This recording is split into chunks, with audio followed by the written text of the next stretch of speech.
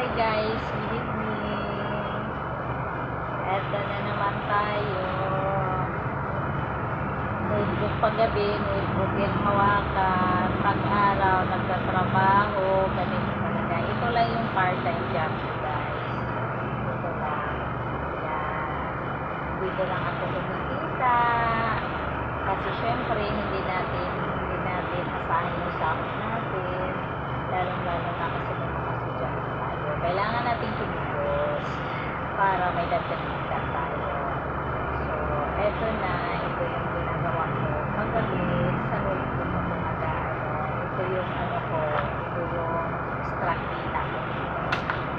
Kaya, nakapunta palagi sa Siyempre, lingguhan, arawan, dito ako kumikita guys, magdagdag gastos ng mga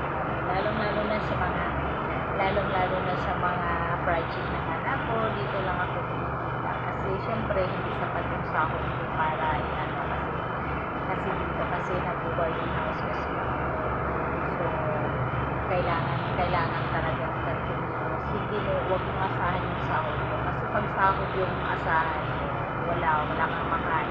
So syempre magkano na lang natira mo, renta mo ng bahay.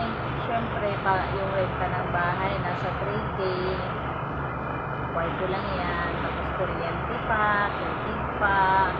So, sa dami namin, pagkain pa araw-araw. So, kailangan, hindi tayo asa sa sahod natin. Kailangan din natin kumita.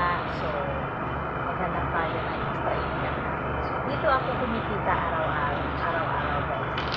May arawan, may weekly, yan. 15 days, gano'n yung